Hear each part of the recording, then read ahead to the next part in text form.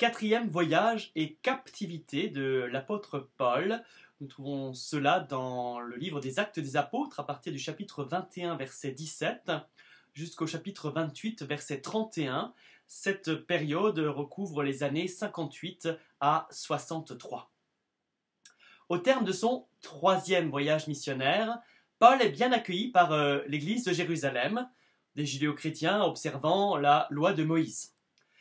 On lui fait part d'accusations circulant à son sujet. Paul pousserait les Juifs à abandonner la circoncision de leurs enfants. En fait, il combattait surtout ceux qui la disaient nécessaire au salut et voulaient l'imposer aux païens. Pour montrer son respect de la loi, on l'invite alors à se joindre à 4 hommes ayant fait un vœu, selon un rituel qui devait se terminer au bout de 7 jours par une offrande dans le temple.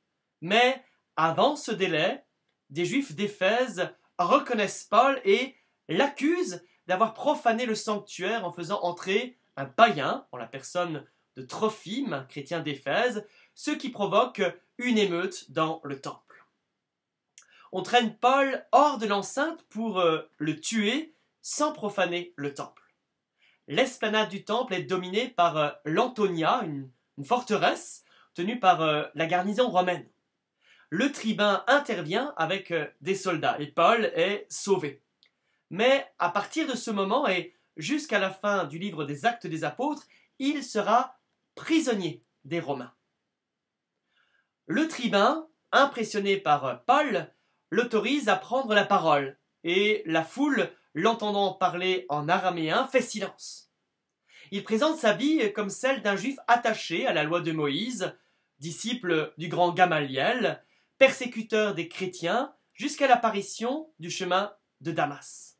C'est le deuxième récit de sa conversion dans le livre des Actes des Apôtres.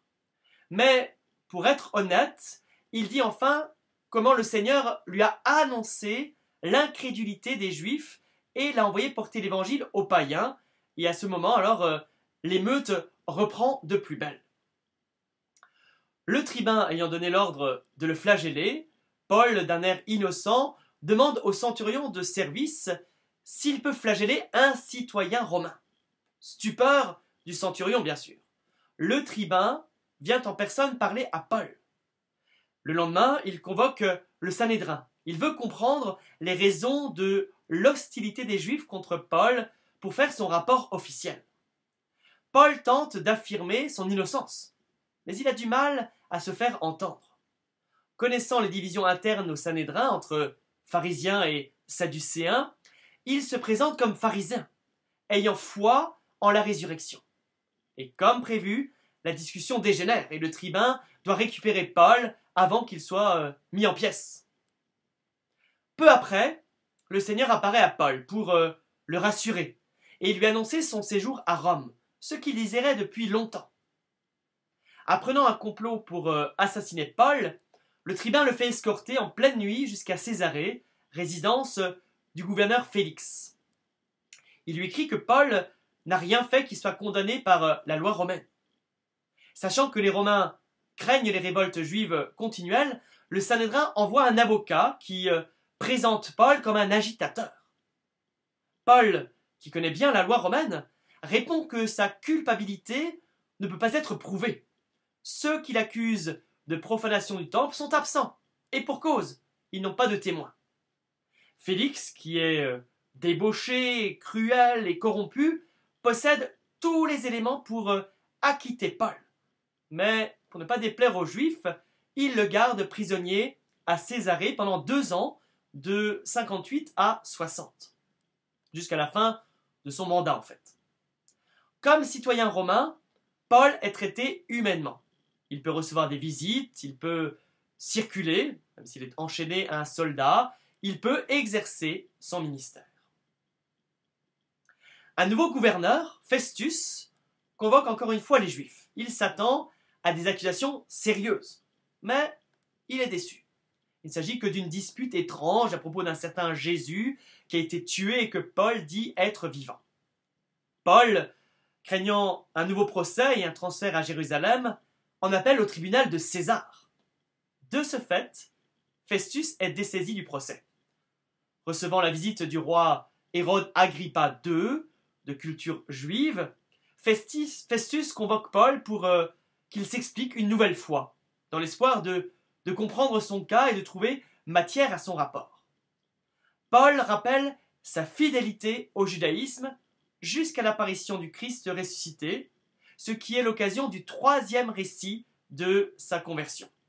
Festus ne suit pas, Hérode Agrippa est un peu ébranlé.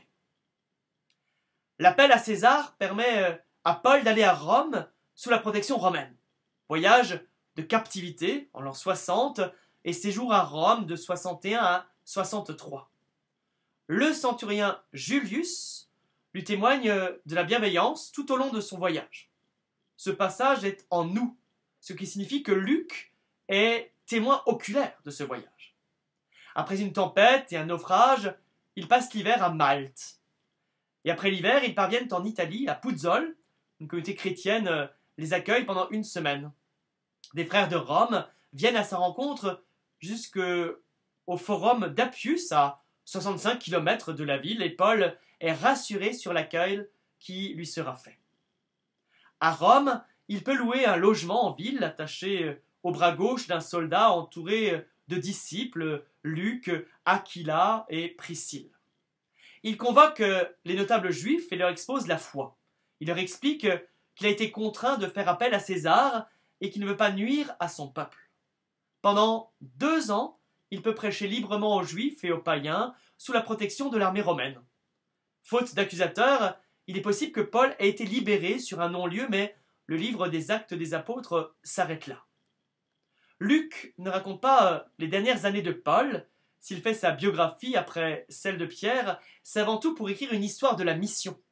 Le livre des Actes a raconté comment l'évangélisation, partie de Jérusalem et du pays d'Israël, était parvenue à Rome, centre du monde païen. Et Luc arrête là son récit. Puisque ce livre est écrit pour nous, les païens, les non-juifs, qui avons reçu cet immense cadeau de la bonne nouvelle, frères et sœurs, que Dieu vous bénisse, qu'il vous fasse brûler, comme Paul, du désir de le transmettre.